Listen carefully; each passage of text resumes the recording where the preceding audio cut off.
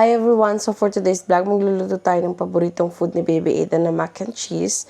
Simple-simple lang to luto. Ito lahat yung mga ingredients na kailangan natin. Meron ako ditong macaroni, 500 gram, 3 tablespoons of flour, 3 cups of milk, paprika powder, 3 tablespoons of butter, 3 cup of cheddar cheese, black pepper, salt, and then chicken nor cubes. I have a marinated chicken because I'm gonna cook a chicken tender. So this is marinated with chicken bouillon, pepper, and garlic. Ayan, mainit na itong tubig na ilalagay ko na pinainit ko na sa boiler para mabilis.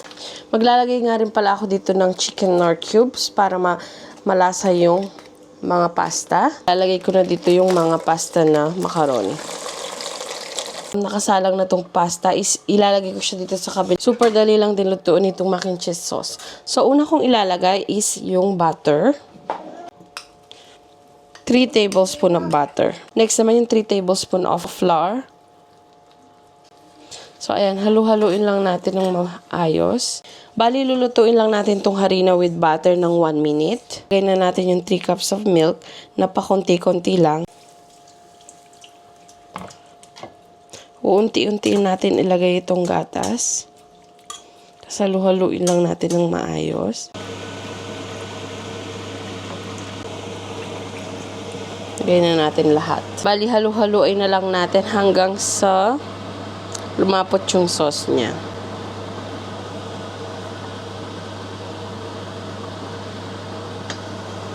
Lagay na tayo dito ng 1 teaspoon of salt.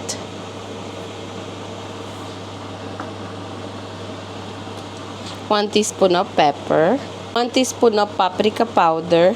Optional to. Pwede nyong skip. Pero pampadagdag siya ng lasa. Ayan, dahil tik na itong white sauce, maglalagay na tayo dito ng cheddar cheese. Unti-untiin natin. Lalagay natin siya sa low heat. Tapos halu-haluin lang natin.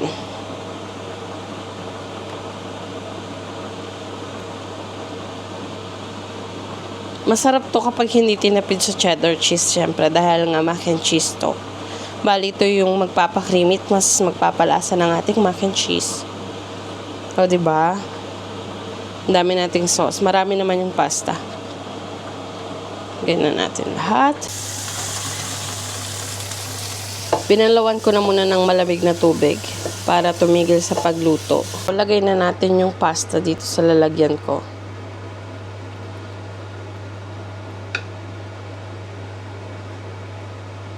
Kalahati mo sauce.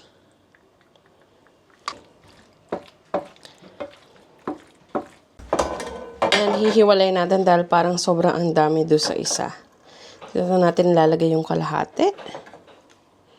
And then, buhos natin yung sauce.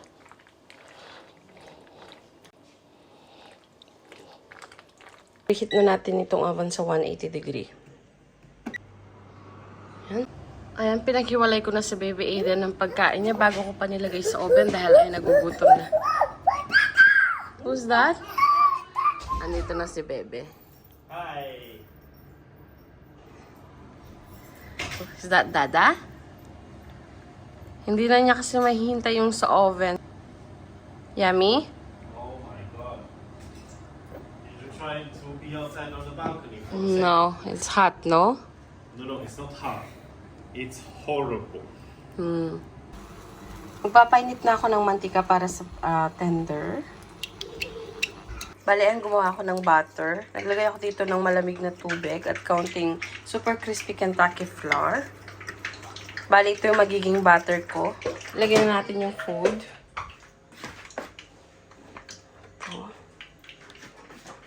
Lagyan na natin itong mac and cheese. Lutuin lang natin ng 30 minutes. For 25 minutes muna. Check natin ulit. So, ayan. Ayan, ready na itong butter natin. Pati yung flour. Bali, kuha lang tayo ng mga ilang pirasong chicken. Ilagay natin sa butter. Para maisalang na. Ayan. Nagugas ako ng kamay. So, kakamayin ko na lang.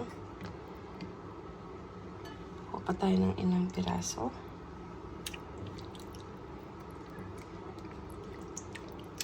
After dito sa butter, lalagay natin dito sa flour. Bali, Kentucky, lahat yung ginamit kong flour dito. Kasi may lasa na siya. Yan. Ayan, isa-isa na natin ilagay dito sa mainit na mantika.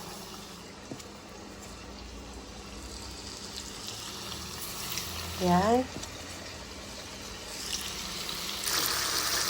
Ayan, malapit na tumaluto o nadulok na ata. Hindi pa naman.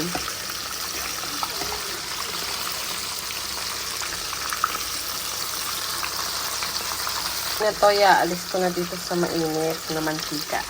Meron ako dito naka-ready papel. Tissue, I mean. Yan.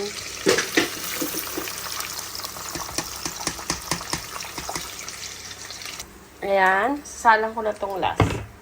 So, ayan guys. Nandito na ang ating mac and cheese and tender chicken. What's the eating? I gave him Oh. a tender. But it's majority tender. Look at that. It's so good. Wow.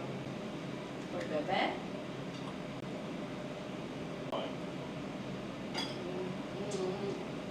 It's so cheesy. And they're so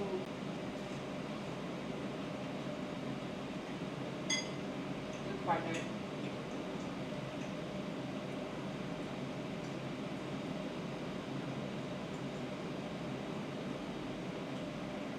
Like it. Okay. Get the water. We even have the curly like fries. And with this.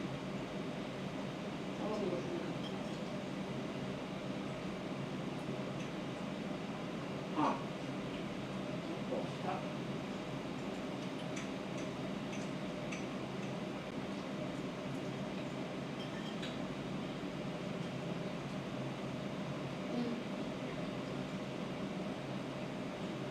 It's already 2 days in a row that we don't eat rice.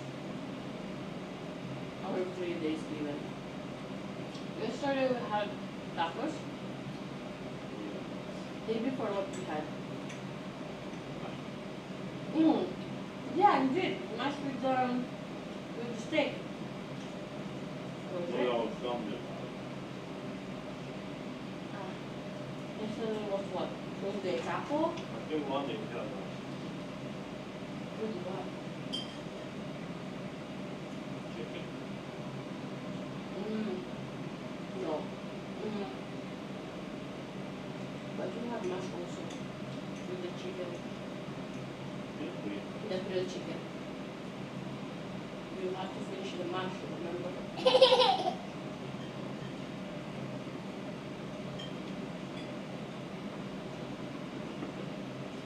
really good. Do you like it? That's it for today's vlog, guys. I hope you enjoyed our cooking vlog again. And comment down below if you have any suggestions, any comments. I would like to read them and reply to them. Don't forget also to subscribe, like, and hit the notification bell para ma-notify kayo sa aming mga